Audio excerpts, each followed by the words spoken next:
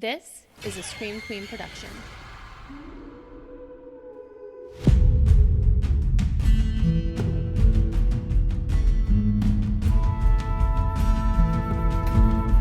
I'm Jenn Carpenter, and this is So Dead Podcast. Happy True Crime Tuesday, Deadheads. Today I'm going to tell you guys about one of my favorite Michigan true crime stories. But I'm going to do things a little differently because there are two very different versions of this story, and it's impossible to know which one is true because it happened such a long time ago and you cannot trust anybody, basically. I know which way I'm leaning, but I'll save my opinion until the end. So let's get into the story of the Dudgeon Swamp murders. And one thing that I do want to, real quick, mini disclaimer here, is that there are going to be some date discrepancies. I went with a source that I found to be the most accurate most of the time, but if I looked up 5 different pieces of information to get a date for one event, I was getting 5 different dates. So they all happened around the time frame. The exact date might not be correct on some of them, but I did my best to snuff out what was correct and what wasn't. Okay, let's jump into it. White Cloud is located in West Michigan, about 50 miles north of Grand Rapids, on the banks of the White River. It's a small town with a population of just under 1,500 that borders the Manistee National Forest, which is over 500,000 acres of dense wilderness. Yes, 500,000 acres. So that means... I wrote ears. That means ears. I meant bears. I forgot the B. But ears, too, I guess that might be a little more scary than bears. Bears, cougars, Bigfoot, the Michigan Dog Man, which that's a whole story that we may or may not ever get into. White Cloud is known as a trail town for its many hiking trails, parks, and outdoor recreation areas. But in the early 1900s, it was not the woodsy wonderland that it is today. The area had been ravaged by loggers and wildfires and was a wasteland of burned-out stumps and unfarmable land. It was actually referred to as Michigan's Stump Country, which I imagine looked as gross as it sounds. So it was just a bunch of stumps everywhere, no trees, no nature, just torn up stumps all over. Gross. And that is when the Dudgeons came to town. In 1905, Charles and Alice Dudgeon purchased a 1,300-acre plot of land near White Cloud, known by locals as Big Bear Swamp. With their 5 children, sons Lee, Wilmer, and Herman, and daughters Lola and Meady, the Dudgeons lived in a shanty while they built their family home, which was one of the ugliest, most ramshackle, what in tarnation things that I have ever seen. The 2-story, 4-bedroom home had floors made of rough ashboard, crude, thin walls covered with newspaper, a staircase so steep it was more like a ladder than an actual staircase, and the outside wasn't much better. Rough, mismatched boards covered in tar paper and lathe made up the exterior. So basically they just picked up whatever they could find laying around the land and used it to buy a house, is what it sounds like. It was a mess, and it was actually never completed, the construction of the house. But the Dudgeons still had a lot of land, which they referred to as the ranch. They bought livestock and started a lucrative breeding operation, and they were the first family in White Cloud to have an electric truck, which was apparently a big deal. And I had to look into this because this just sounded weird to me, but way back before, Teslas and smart cars and all of that, they had electric cars in the early 1900s, and they were actually pretty popular before gasoline-powered vehicles took over. So we started down the right path, and then we kind of went the wrong way and fucked up the entire environment, and now we're trying to get back to where we started. Sounds about right, America. Sounds about right. Things weren't all easy breezy on the ranch, though. The neighbors were, as we would say today, haters. I don't know what they would have called them back in the 1920s, but to simplify what sounded like a pretty complicated situation, the Dudgeons were basically viewed as trash with money. So the townsfolk saw themselves as being better than the Dudgeons, but the Dudgeons were the ones that had the money and the land and were more well off financially than most of the people in town. To add to these tensions, the Dudgeons' land, referred to by locals as Big Bear Swamp. I already said that, but I'll say it again because I wrote it again. Had long been used by locals to graze their cattle. So when Charles Dudgeon put a fence up, which he only did to keep his own livestock from escaping, the neighbors were furious. And so petty that they actually cut the fencing so that the Dudgeon stock would escape, which they did. While the Dudgeons took pride in their ranch, spiteful locals actually began referring to it as the Dudgeon Swamp, which is what it is still called today. So it went from Big Bear Swamp to the ranch to the Dudgeon Swamp. Some of the Dudgeon children went to school for a time, but none of them were what you would call well-educated. The entire family had a reputation of being bullish and hard to deal with, as well as dangerously crazy. Their altercations with neighbors often turned physical. One major cause of drama was an 80-acre plot of land adjacent to the Dudgeon Swamp that Charles Dudgeon had purchased for his daughter Lola and her husband Frank Priest to live on. Not only did he buy it for them, but he put it in Frank's name, so he just gave it to him, no strings attached. And then, without consulting his generous father-in-law, Frank Priest sold the land to a man named Jake Terwilliger, who was one of those Dudgeon haters in town. Terwilliger legally obtained the land, so there was nothing the Dudgeons could do about it, but they feuded with him so violently that it often landed members of the Dudgeon family in jail. Even matriarch Alice was said to have broken a few of Terwilliger's ribs during one altercation. And let me tell you guys, I have seen photos of Alice Dudgeon, and I believe it. You want to talk about a she-tiger? My God. I'll post pictures of her on the website so you guys can see what I'm talking about. So the Dudgeons were trouble, whether it was of their own making or a result of the way they were treated by the community, or a little bit of both. It was just not a good situation. They were always in a feud with someone, they were all in and out of jail, and the rest of the town generally just did not like them. And that's why it's hard to determine if this next part is true. It was rumored then, and it is rumored now, that as a teenager, Meady Hodel gave birth to 2 babies that were fathered by her own brothers. To hide the incest in the family, when the babies were born, they were taken out to the Dudgeon barn, clubbed to death, and buried. As you can imagine, there are no birth records for secret babies buried under old barns, so I'm unable to confirm or deny this, but it's mentioned pretty consistently in most of the retellings about the Dudgeons. So, just make of that what you will. In 1920, 2 important things happened in the Dudgeon family saga. Family patriarch Charles died on May 20th, 1920, at the age of 68. It was later rumored that his wife Alice might have poisoned him, but when he died, nobody questioned it. So again, any truth to it or just another rumor because everyone hated the Dudgeons, it's hard to tell. About that same time, a stumper by the name of Romy Doc Hodel came to town. Doc Hodel was born in 1891 in Ensley Township, Michigan, to David and Nina Hodel. He was one of 7 children. He worked as a stumper, which is exactly what it sounds like, someone who rids land of stumps. So it only made sense for him to wind up in Stump Country, right? In 1920, at the age of 29, he moved to White Cloud, where he met the Dudgeons. He was immediately smitten with 18-year-old Meady, who was more than 10 years his junior. Even at her young age, some would argue that Meady was damaged goods. She just lost her father. She was possibly involved in an incestuation. I was never going to make it through an article like this without some mess ups. Sorry, guys. Start that sentence over. She was possibly involved in an incestuous relationship with one or more of her own brothers. She'd allegedly birthed and lost 2 children, and her family was widely viewed as the black sheep of White Cloud. But she was petite, soft-spoken, available. What more could a young stumper want in 1920?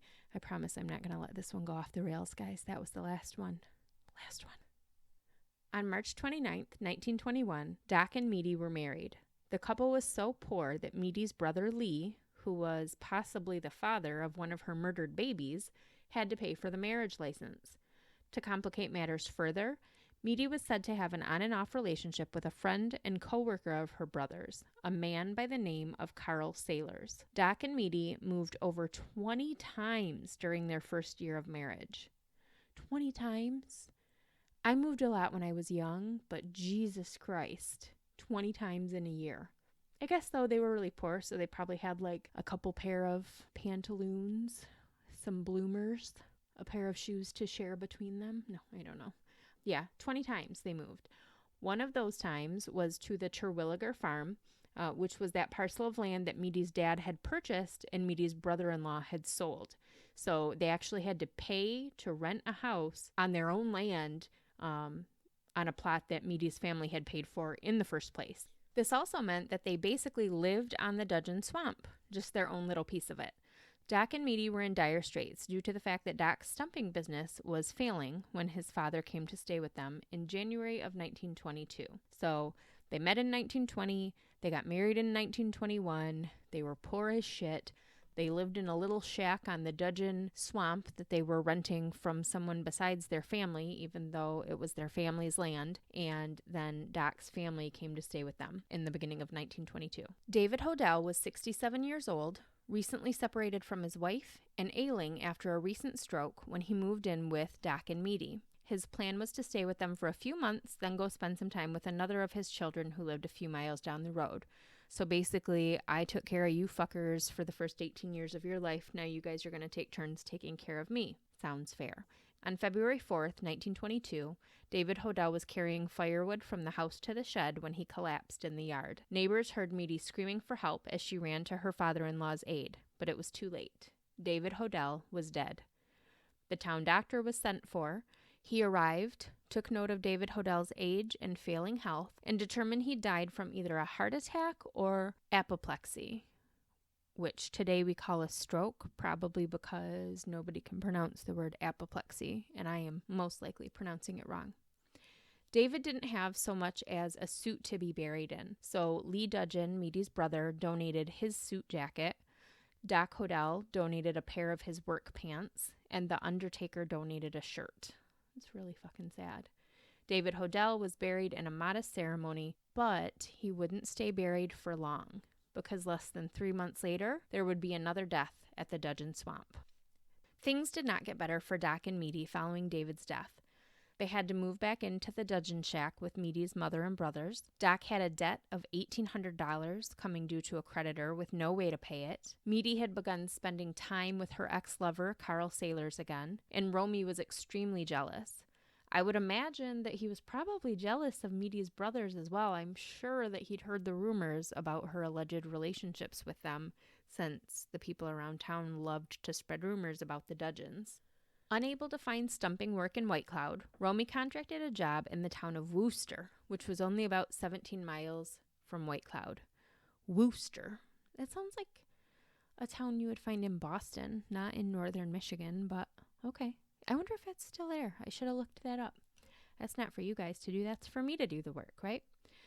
So to you and me today, a 20-mile commute to work sounds like nothing, but it was enough of a trek for Doc that he planned to stay in a shack on the property where he would be doing the stumping, and he wanted Meady to go with him. But she didn't want to leave the shack that she lived in with her brother lovers to go stay in a different shack with her husband. Who would, right? There was tension between them as Romy prepared for the trip, and it all came to a head on May 5th, 1922. And just a quick side note, because I realize as I'm reading back through this that I'm kind of interchanging the names Romy and Doc, but it's the same person. His nickname was Doc. His real name was Romy. And Romy and Meady, by the way, very cute. Romy and Meady Hodel. Yeah, anyway, back to the story. Romy had arranged for Meady's brothers, Lee and Herman, to use their new electric truck to help him take his and Meady's belongings out to the farm in Wooster, but Meady still didn't want to go, so she and Romy were in the midst of a lover's quarrel when her ex, Carl Sailors, showed up. Now, can you just picture this situation, okay? So it's Romy and Meady, they're married, they're fighting, they don't get along according to a lot of accounts. Her two brothers, who she may or may not have born children for, and then their friend, who is her ex-boyfriend, who she might currently be cheating on her husband with. Like, seriously, it is the most messed up story. So Carl Sailors shows up, only to make things so much worse. Romy flew into a rage when he saw him, and he wound up getting into a fistfight with not only Carl Sailors, but with Lee and Herman as well. It was 3 against 1, so of course Romy lost. Beaten, broken, and dejected, he began talking to Meady in great detail about how he wanted them to die together. Then he changed his tune and he suggested that she go see a divorce lawyer. And he also confessed to her that he feared the police were after him. He said that over a decade earlier, he'd helped bury the body of a woman named Nellie Reynolds in his hometown of Ensley Township, and that a road crew had recently uncovered the body. He said that officials were investigating and it would only be a matter of time before they would come for him. So, you guys know me. I look up every aspect of a case I can find. I could find nothing at all about this supposed Nellie Reynolds murder or suspicious death at all from that time frame. So if you find something, let me know. But the only reason I don't have more backstory on that is because I simply couldn't find it. So all of this happened over the course of one afternoon, by the way. They went from packing up their shit to move, to fighting, to him physically fighting with her brother lovers and her lover, to him wanting them to die together, to him wanting a divorce, to him possibly being a murderer or involved in a murder that police were investigating. That's a lot. That's a lot there, Doc. So after a very, very strange day full of the most drama, Meady and Doc slept in different beds at the Dudgeon shack that night. Meady slept in bed with her mother and Romy slept in a bed with Lee. Can you even imagine anything more humiliating than someone kicking the shit out of you and then having to sleep in the same bed with them that night? I don't know what was going on out there at the Dudgeon Swamp, but it was all weird. The next day, May 6th, 31-year-old Romy awoke to a bleak world, literally and metaphorically. It was raining so hard he couldn't work. He was broke and he had an $1,800 bill due. His unfaithful wife, to whom he'd only been married for a year, wanted to leave him and was cheating on him with one, if not several people, if you count her brothers. And the police were after him for a murder he'd been involved in some capacity. He told the Dudgeons he was going to head out to his barn on the I'm just set up for failure with a name like Terwilliger, honestly. He told the Dudgeons he was going to set out to his barn on the Terwilliger farm. He'd not been able to continue renting the house, but he had still rented a barn. So they lived in the house and had a barn for a little bit, couldn't afford the house anymore, but they kept the barn because he had horses that he needed for his business. So he goes out to the barn to feed the horses, and Alice, Meady's mom, told him that breakfast would be waiting for him when he returned. But he didn't return. And after a while, Lee and a man by the name of Ronert? A man by the name of Robert Bennett, who worked for Romy, went looking for him. They found him in the barn, swinging from the rafters by a leather harness. There was no question that he was dead. They took a hysterical Meady into town to notify officials just after noon. When a crew led by Sheriff Noble McKinley traveled out to the Terwilliger barn, they noticed some things that just didn't seem right. For one, Romy's feet were touching the ground and his knees were bent. It's hard to hang yourself when all you have to do to stop it is stand up. He had a black eye and he had cuts all over his face, although that was explained as having happened the day before during his fight with the Dudgeons and Carl Saylor. Perhaps the most telling piece of evidence was the mud and dirt on his back and shoulders, as if he'd been laying down prior to being hung. During the post-mortem examination, a team of doctors found a small wound on the back of Romy's head, near the base of his skull. They determined that he'd not died by hanging, but by a blow to the back of the head that caused instant death, even though 2 suicide notes had been found in the Dudgeon home. Romy's family insisted that the suicide notes were not in his handwriting and were further proof that he had been murdered by the Dudgeons. One of the notes read, "Meda, when you read this, I will be no more. Don't look for me, as you will never find me until it's too late. You know I told you I would rather be dead as to see you go wrong. One who loves you, Doc." So why would he say that you'll never find me if his plan was to hang himself in his own barn, which is exactly where he told everybody he was going? That doesn't make a lot of sense to me. The second note said, "Dearest Meady, I cannot write words to the effect that I want to, but tell my mother not to feel bad for me, or you either. I left a note in my book for you, but my emotions has changed since then, so I am writing you this. Please don't marry Carl Saylors. My last request. One who gives his life for you, Doc." Weird. This is weird. Romy was buried the next day.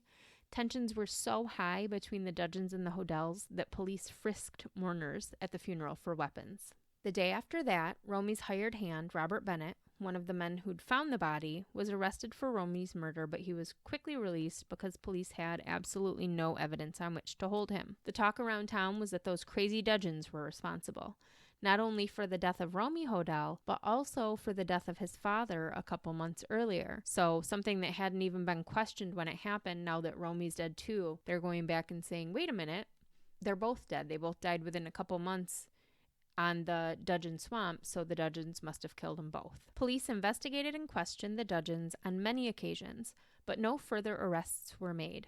And the townfolk had a big problem with that. But it was nothing that a little vigilante justice couldn't solve. On July 30th, 1922, nearly 3 months after the death of Romy Doc Hodel, Lee and Herman Dudgeon were out on a job when they were met on the road by a posse of 19 vigilantes. I imagine them with torches and pitchforks, but what they actually had were guns and ropes, so much more dangerous. Nooses were tied around the brothers' necks, and they were both hung from a maple tree near the local schoolhouse, which would from then on out be called the hanging tree.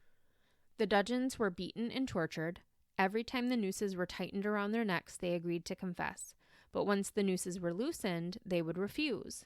To hear the Dudgeons tell it, this went on for quite a while. But according to the angry mob, it took them less than 5 minutes to obtain confessions from the Dudgeon brothers.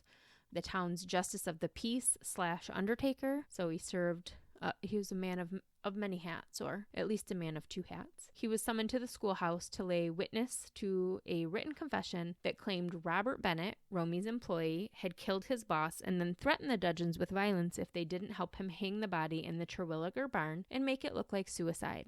Robert Bennett was arrested a second time, and the Dudgeon brothers were released. They returned home to Alice and Meady bloodied and bruised. They both had black eyes and rope burn around their necks. Lee had a broken nose, so they were a mess. And when the townsfolk found out that the Dudgeons had been released from custody, they were pissed. Alice was so concerned for her family's safety that she went to the police and demanded protection. Meanwhile, this lynch mob is rallying their troops for another attack. Realizing that they were out of their depths, the White Cloud Police Department contacted the Michigan State Police in Lansing, asking for assistance. But this would only make things so much worse, you guys. So much worse. Lee and Herman were again arrested, this time as accessories to murder. The brothers stayed in jail by choice this time, so that they would be safe from the angry mob out to kill them. On August 8, 1922, the Michigan State police officers borrowed 2 white bed sheets from the wife of the local sheriff. That night, after midnight, the Dudgeons were taken, one by one, out to the Terwilliger barn where Romy Hodel had died. Lee and Herman were beaten, tortured, and tormented by the ghost of Romy Hodel, which was really just a fucking police officer wearing a white sheet and moaning in weird voices. Yes, you guys, that is why they borrowed the sheets from the sheriff's wife, so that they could wear them and pretend to be the ghost of Doc Hodel.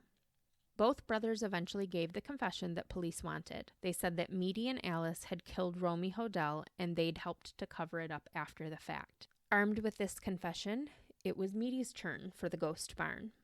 When she was confronted by the ghost of her dead husband, she confessed to putting poison in her father-in-law's coffee because he was such a care and a pain, and then she confessed to the murder of her husband. She claimed that she'd poisoned his coffee as well, but the poison only made him sick and didn't kill him. So while he was too sick and weak to defend himself, her mother picked up a rolling pin and beat him to death with it. Meady confessed that while her brothers were staging the suicide in the Terwilliger barn, she was forging Romy's suicide notes. When interrogated by the ghost of Romy Hodel, Alice Dudgeon confessed to bludgeoning him with a rolling pin and to knowing that her daughter had poisoned both Romy and his father. Both Hodel graves were exhumed, and it was said that David Hodel had enough strychnine in his system to kill 12 men, while Romy showed signs of strychnine poisoning as well. All 4 members of the Dudgeon family were put on trial. 20-year-old Meady for the murder of David Hodel, 57-year-old Alice for the murder of Romy Hodel, and 28-year-old Lee and 18-year-old Herman as accessories to murder. They were all found guilty.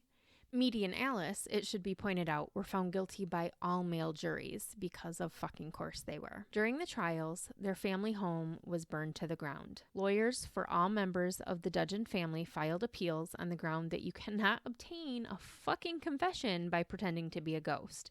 And all but one member of the family was granted a new trial and a change of venue to somewhere a little less psychotic. Lee and Herman were both found not guilty at their second trials, and both of them hightailed it out of White Cloud so fucking fast, and they settled instead in Muskegon. Alice Dudgeon's second trial ended in a hung jury, and she was released after serving only 2 years of a life sentence. She also relocated to Muskegon. Only Meady remained behind bars, and that was because her lawyer, who had been her middle school chemistry teacher, missed the deadline to file an appeal by 1 day. Meady became known in the media as the child bride of Stump County. She served 27 years of her life sentence before being pardoned by Governor G. Menon Williams in 1949. And people were outraged about this because it was kind of an all or nothing, right? Like the family was either a family of murderers or they weren't. You said that all 4 of them did this thing, and then you later let 3 of them out and kept her in prison for almost 30 fucking years. So, bullshit. Yes. And this is the version of the Dudgeon Swamp murders that I've always known and have wanted for so long to share with you guys because it's a fucking insane story, right? Like a swamp with incest and murder and secrets and torture and buried babies and crazy, crazy, crazy. But while I was getting into the research to actually do an episode on it, I found a series of articles written by a reporter for the Detroit Free Press who actually attended the trials. His name was Eldon Small, and he actually painted a very different picture of what happened at the Dudgeon Swamp. Coming from the big city, it was easy for him to see White Cloud for what it was. It was a small community, cut off from the rest of the world, kind of doing their own thing without any regard for social norms or right and wrong. The town of White Cloud hated the Dudgeon family. That was clear. And the reason for that, again, was because they were widely viewed as trash with money. Strange, uncouth, troubled. You guys like that word, uncouth? I try to throw a fancy one in there, here and there. But they had more money than their neighbors. So it was just jealousy and resentment, flat out, was the reason that people didn't like them. There was never any actual evidence that Meady birthed babies fathered by her own brothers, or that those babies were murdered and buried beneath the barn. I mean, is it possible? I suppose, but it's just as possible that it was nothing more than a rumor, just like there was no proof or legitimate claim that Alice Dudgeon had killed her husband. And no one questioned that the death of David Hodel was due to anything other than natural causes, including his own family.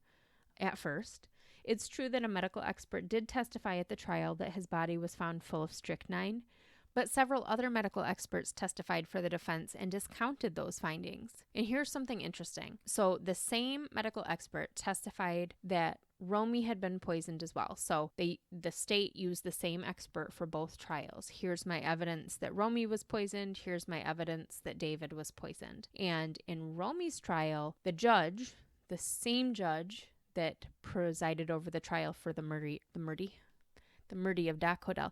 You guys, if I can't even say the word murder, this whole true crime podcast thing is not going to work out for me. So let me start that over. So one judge presided over both trials, the same judge, for David Hodel's murder, for Romy Hodel's murder. And the state used the same expert to say that both men had been poisoned. In the murder of David Hodel, that was the only evidence presented as proof that David was murdered, was the strychnine evidence. That was what was used to convict Meady of his murder. But in Romy Hodel's murder, the same judge threw out the evidence of the possible poisoning because he said it was unreliable. So how does the same doctor, essentially investigating the same murder, right? Because we're saying the same people did both. How does the same doctor conduct tests on both bodies and you can use one to convict and the other one gets thrown out because it's unreliable? That sounds like bullshit to me.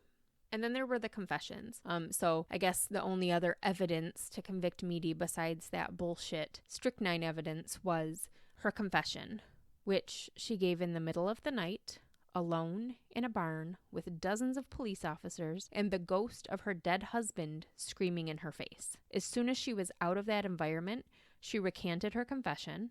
The confessions made by Alice, Lee, and Herman were all thrown out at their second trials because obviously you can't fucking obtain a confession that way.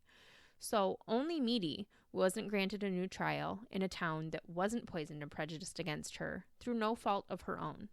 So when you really consider that the only two pieces of evidence that David Hodel were murdered were the bullshit medical findings and the bullshit confession, it looks a lot more likely that a frail, elderly man carrying heavy firewood through the snow in the middle of winter probably just dropped dead of a heart attack or a stroke, like the coroner originally thought.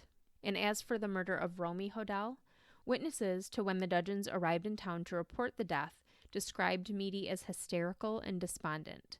Meady was a simple girl. She was not clever or diabolical enough to convincingly fake such heartache. It was said that during the trial, Meady seemed cold, removed, emotionless. But this reporter was there in the courtroom, this Eldon Smalls that wrote these articles, and he said that the entire courthouse was packed to the gills with people who hated Meady, who glared at her and shouted horrible names and even hissed at her. Like they hissed at her like she was a witch or something.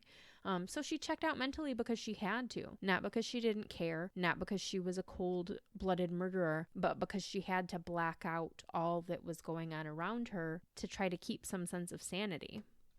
And as far as the evidence in Romy's case, now this one I'm a little more conflicted on because there are a few things that gave me pause. Obviously, the fact that his knees were bent and his feet were touching the ground. I mean, I suppose that after he died, his weight eventually weighed down the harness enough to make that happen, but that still seems a little suspect to me. And then the dirt on his back.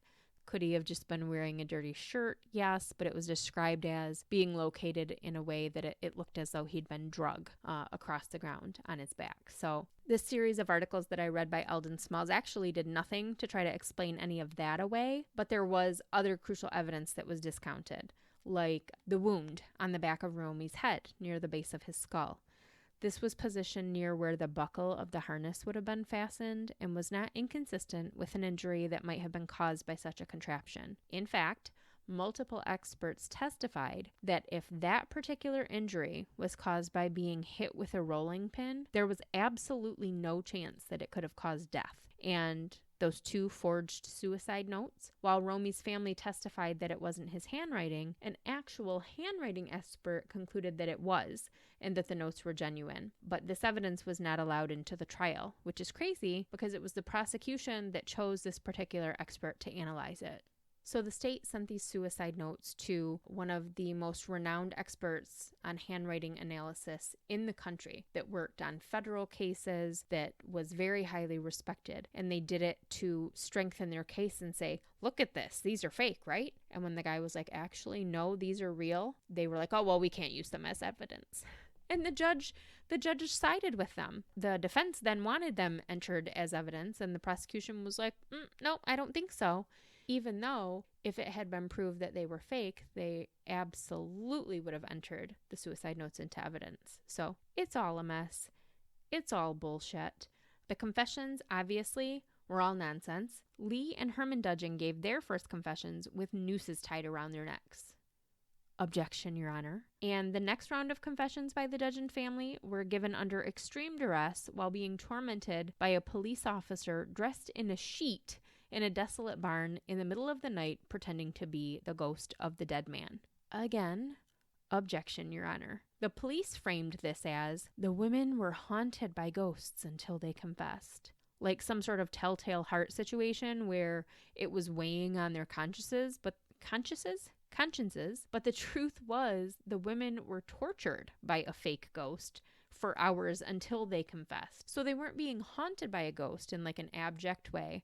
They were being tortured by a ghost in a very physical way, and that is quite a bit different. Also, all three of those Michigan State troopers who put the Ghost of Romy Hodel play on were fired for their nonsense behavior. According to Eldon Small, every out-of-towner that attended the trials, reporters, law enforcement officials, medical experts, they were all appalled by the miscarriage of justice. They were all of the belief that David Hodel died of a heart attack or stroke, and Romy Hodel took his own life. It was very clear to them what was happening. The townsfolk, the jury, and local law enforcement were so blinded by their hate for the Dudgeons that they were going to lock them all up and throw away the key by any means necessary. Which is why, once the cases were taken out of Newaygo County and retried in neutral territory, all of the Dudgeons were granted their freedom. Media aside, which, missing the appeal deadline by 1 day, again, the theory was that the Dudgeon family was in on these murders together. So when the others were found innocent at their retrials, she should have been just released by default. I know it doesn't work that way. That makes too much sense, and our justice system makes no sense. So, yeah, but still, bullshit. The Dudgeons all relocated to the Muskegon area, as best as I could tell. Alice died in 1935, 14 years before her daughter obtained her freedom, but Alice never stopped fighting for justice for Meady. Meady was allowed a furlough from prison to attend her mother's funeral, which she paid for with her prison wages, and Meady was eventually pardoned in 1949 when she was 47 years old. She took a job as a housekeeper at St. Matthew's Catholic Church in Grosse Pointe, and she died just a few years later. She was buried in Muskegon with her mother. Lee and Herman Dudgeon were both able to rebuild their lives.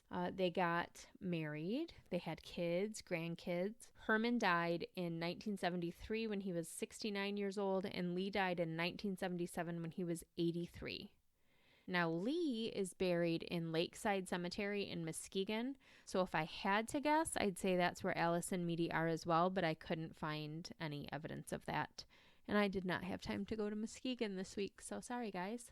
Okay, so my sources for this episode. The first time that I actually ever heard about the Dudgeon Swamp murders was an article that my friend John Robinson did for his Haunted Michigan series, which you can find on the 99.1 WFMK website, and I will post a link to that on the website. And he got the information for the Dudgeon Swamp murders from another friend, or should I say friends, our friends at Ruin Road, who have a YouTube channel where they go around to abandoned and haunted, and I believe they have a true crime series that they just started, so they do a lot of cool stuff, and theirs is all in video form. They did a story called Incest, Murder, and Ghosts for their YouTube channels, and they actually went to the site of the Dudgeon Swamp and the Terwilliger Barn, which I don't intend to do because I'm scared of bears and ears.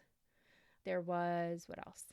An essay by Lee Keppel called The David and Romy Hodel Murders, and there was the series of Detroit Free Press articles written in April 1923 by Eldon Small, and then an article on a website called The October Project. That article was called The Deaths of David and Romy Hodel, and of course, my best friends, Wikipedia and Find a Grave. And that is the banana story of the Dudgeon Swamp murders, or as I like to call it, Total Drama Island. Which, by the way, they do say that the swamp is super fucking haunted. Again, I wouldn't go check it out because bears, but that's it. Thank you guys for coming to my dead talk. All right, so now it is time for me to answer a listener question. This week I picked a question from Diana, who's a regular listener of the show. I picked this one because it's a little lighter, and we've got so much dark going on right now, and everything's scary and awful, so I wanted something that was just a little lighthearted. She actually asked me several questions, but I'm going to answer all of them here. She asked, what is my favorite Faygo pop? You know you're from Michigan if you're talking about Faygo and calling it pop, right? So my favorite Faygo flavor is red pop. I would say it's been probably at least 3 or 4 years since I've had it. I loved it when I was a kid, and I remember, I had rules as a kid. Not a ton, but enough. But not so many that I couldn't just simply fucking follow them. And as a mother, I feel this one so hard. Like, I don't think I've ever allowed Faygo to be a thing that we have in the house for my kids to get out and accidentally spill. We had some red pop. We had a babysitter coming over. I think the red pop was bought for that occasion. When a babysitter came over, you got pizza and pop for dinner. All that was asked of me was that I keep it out of the living room. I was maybe 7, 8 years old. My mom had this big late 1970s style braided rug in the living room that was like brown and cream colors. All she asked was that I not have Faygo on her rug. And what did I do but spill an entire glass of Faygo all over that fucking rug while she was gone for I don't know, dinner, a movie, something. They were only gone for a couple hours. I feel bad about it now. I'm laughing because it was a million years ago and that rug is in a landfill somewhere now, but that was really shitty of me as a kid. Like, why? Why can children not just follow the most simple of rules? Don't take Faygo Pop on my rug. Have it in the kitchen. Have it in the corner. Have it outside. Take it in your bedroom. Take it into the basement. Drink it in the bathroom. I don't give a shit. Just don't take it on my rug. And what do? I take it to the rug and I spill it everywhere. And yet, Red Pop is still my favorite. Diana's next question, what is my go-to candy? That would be hot tamales, even though they make my stomach hurt so bad. I love them. I love cinnamon candy. Oh no, she specifically asked what was my favorite go-to candy at Quality Dairy. My answer is the same, but I just needed to do a plug for Quality Dairy. My favorite Michigan, Great Lake or Beach? Hands down Lake Michigan. Beach at Lake Michigan. I really do enjoy PJ Hoffmaster State Park, which is in Muskegon. The thing I don't enjoy about it is that you have to walk down a long fucking hill to get there. Grand Haven is a little bit more... The walk down the hill to get there is not bad. The walk back up the hill after you've been in the water all day, terrifying. Grand Haven, also a good one, but it's always so busy there and so crowded. And the last couple times we've been there, we had bad luck too. It was actually really cold on the beach or red flag days, so we went all the way there and then couldn't even get into the water. But Lake Michigan I love. Favorite 80s show? My favorite show in the 1980s was easily Punky Brewster. I loved Punky Brewster so much. I remember every episode. I think I have it. I think I have Punky Brewster. That and Rags to Riches. Punky Brewster, Rags to Riches. Toss up between the two. Favorite Scooby-Doo character? My favorite Scooby-Doo character, Daphne, because she was so fabulous and sassy. I know I should say Velma because she was smart and did all the work, but I have to be honest with you guys. When I was growing up, I was all about Daphne and the red hair, which is probably why when I'm not being lazy and I dye my hair, it's red. I don't do the little neckerchiefs though. That's not my style. And She-Ra or Rainbow Bright? I refuse to choose. I loved She-Ra. I loved Rainbow Bright. I was actually Rainbow Bright for Halloween one year in this costume that my grandma made that was fabulous. And I actually met She-Ra. There's a picture of me as a kid at, I believe, Meijer. Again, this line of questioning could not be more Michigan if it tried. But it was a promotion for new toys that were coming out or a new movie that was coming out or something, and I actually met She-Ra. So there's a picture of me as a little girl with She-Ra. I'll find those for you guys and I'll post them on the website. That's it. So if you guys have questions, send them to me. You can email them to me. You can send them to me in a Facebook message. Just let me know and I will add them to the list and I will get them answered as I can. Yeah.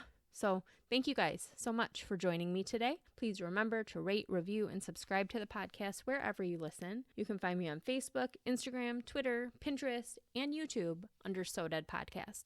Please check out the Patreon page for ways to support the show financially. You can find that at patreon.com/So Dead Podcast. And be sure to visit SoDeadPodcast.com for all your So Dead merch. As always, you can email me your feedback and story ideas to sodeadpodcast@gmail.com. A new episode of So Dead is coming your way soon. Until then, keep shining, you magnificent what the fucks.